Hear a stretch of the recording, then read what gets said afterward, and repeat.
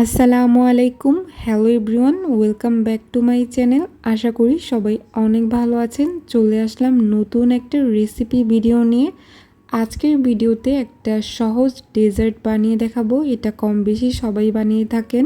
তো আজকের সহজ রেসিপিটি হচ্ছে পুডিং। তো পুডিং তৈরির জন্য আমি এখানে সব কিছু নিয়ে নিয়েছিলাম। আজকের পুডিংটা গুঁড়ো দুধ দিয়ে বানাবো। এখানে আমি 2 প্যাকেট গুঁড়ো দুধ নিয়েছি আর এখানে হচ্ছে প্রায় 1.5 কাপের মতো পানি নিয়েছি। তো সেই গুঁড়ো দুধগুলো আমি অল্প অল্প করে পানির মধ্যে মিক্স করে নিব। আর এই গুঁড়ো দুধ দিয়ে পুডিংটা বানালে পুডিংটা অনেক সুন্দরভাবে জমে আর অনেক সুন্দর হয়। আর এই তো আমি গুঁড়ো দুধটা ভালো করে মিক্স করে নিচ্ছি যেন কোনো লাম্পস না থাকে। আপনারা অবশ্যই গুঁড়ো দুধ দিয়ে পুডিংটা ট্রাই করে দেখবেন, অনেক সুন্দর হয়। আর যারা একদম নতুন পুডিং বানানো শিখছেন এই রেসিপিটা ফলো করে বানাতে পারেন, অনেক সুন্দর আউটকাম আসবে আলহামদুলিল্লাহ।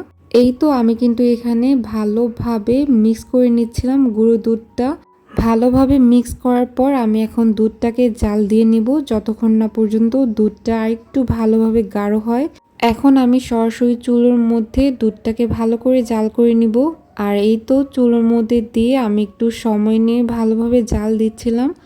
আর চুলোর আঁচটা কিন্তু একদম মিডিয়ামে থাকবে যেন দুধটা কোনোভাবে উপড়ে না পড়ে। আর এখানে আমি একটু সময় নিয়ে নেড়ে চেড়ে নিচ্ছিলাম। প্রায় 7-8 মিনিট পর বলক চলে এসেছে আর এই পর্যায়ে বুঝতে হবে যে দুধটা ভালোভাবে গাঢ় হয়ে এসেছে। আমি এখন প্রায় 3-4 মিনিট মতো ভালো করে আরেকটু জাল দিয়ে নিব। আর এই তো কনসিস্টেন্সিটা দেখেই বুঝতে পারছেন দুধটা কিন্তু অনেকটাই গাঢ় হয়ে এসেছে। এখন এটাকে আমি নামিয়ে ঠান্ডা করতে দিব। অন্যদিকে আমি এখানে ডিমের আর চিনির মিশ্রণটা তৈরি করে নিচ্ছি। এখানে প্রায় 1/2 কাপের মতো আমি চিনি নিয়েছি আর 3টা বড় সাইজের ডিম নিয়েছি। আর অবশ্যই 1.5 কাপ দুধের মধ্যে 3টা বড় সাইজের ডিম নিতে হবে। এখন আমি এক এক করে ডিমগুলো ফেটিয়ে নিব। অবশ্যই 1.5 কাপ দুধের মধ্যে 3টা ডিম ইউজ করবেন, এর কারণে কিন্তু পুডিংটা ভালোভাবে জমবে। আর এখানে আমি এক এক করে ডিমগুলো দিয়ে নিচ্ছি। আর ডিমগুলো অবশ্যই ফ্রিজ থেকে প্রায় 6-7 মিনিট আগে নামিয়ে রাখতে হবে। আর এই তো ডিমগুলো দেওয়ার পর এখন আমি আগে থেকে রেডি করা 1/2 কাপ চিনি সেই ডিমের উপর অল্প অল্প করে দিব আর হুইস্কের সাহায্যে ভালোভাবে মিক্স করে নিব। হুইস্কের সাহায্যে ভালোভাবে নেড়ে চেড়ে নিতে হবে যেন ডিমের এবং চিনির মিশ্রণটা একত্রে মিক্স হয়ে যায় এবং ভালোভাবে একটা মিশ্রণ তৈরি হয়। এখানে একটু সময় নিয়ে হুইস্কের সাহায্যে ভালোভাবে মিশ্রণটা তৈরি করে নিতে হবে। আর এক পর্যায়ে বুঝতে হবে যে মিশ্রণটা তৈরি হয়ে গিয়েছে, যখন এভাবে কোনো লাম্পস থাকবে না তো তখনই বুঝতে হবে যে ডিমের মিশ্রণটা একদম রেডি। আর এই তো দেখতেই পাচ্ছেন ডিমের মিশ্রণটা কিন্তু একদম রেডি। এখন এটাকে আমি এক সাইড করে রেখে দিব। অন্যদিকে এখানে আমি চলেন ক্যারামেলটা তৈরি করছি। ক্যারামেলটা অনেকেই অনেকভাবে ভুল করে থাকেন। তো এখানে আমি একটা কথা বলে দিচ্ছি, এখানে প্রায় আমি 4 টেবিল চামচের চিনির মধ্যে 2 চামচের মতো পানি নিয়েছি।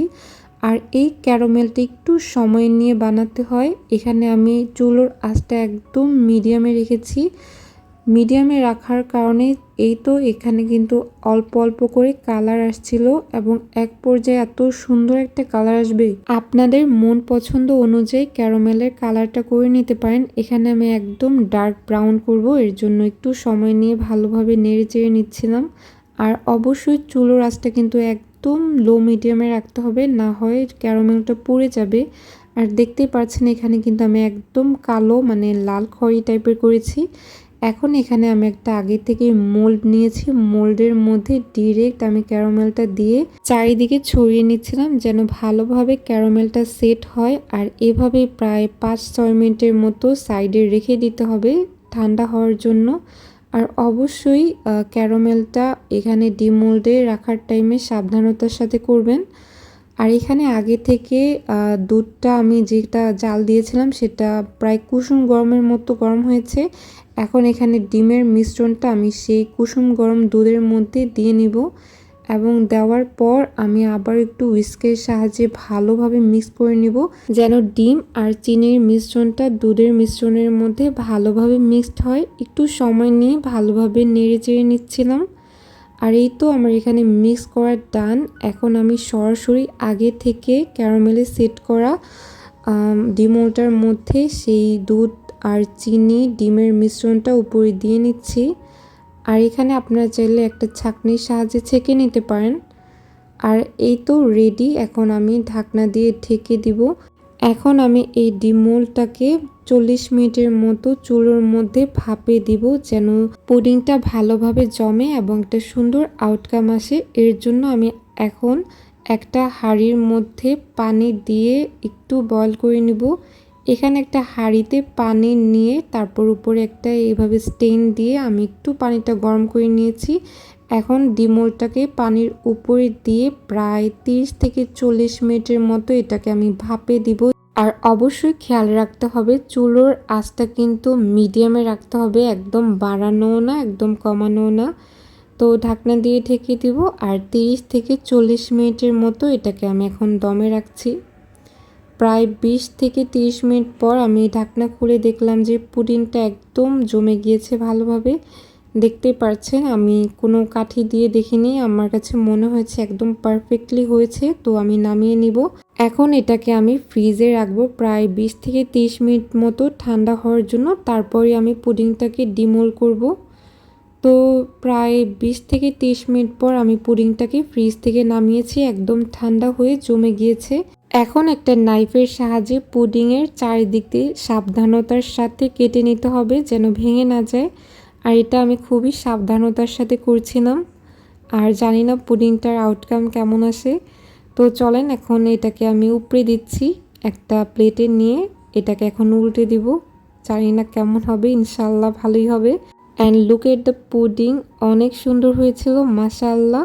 আর খেতেও কিন্তু দারুণ মজা হয়েছিল, সবাই অনেক মজা করে খেয়েছে। আর আপনারা চাইলেও কিন্তু এইভাবে সহজ উপায়ে বাসায় পুডিংটা বানিয়ে নিতে পারেন একদম স্বল্প উপকরণে।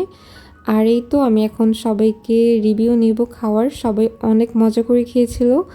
আর আজকের মতো এখানেই শেষ করছি। আল্লাহ হাফিজ, আসসালামু আলাইকুম।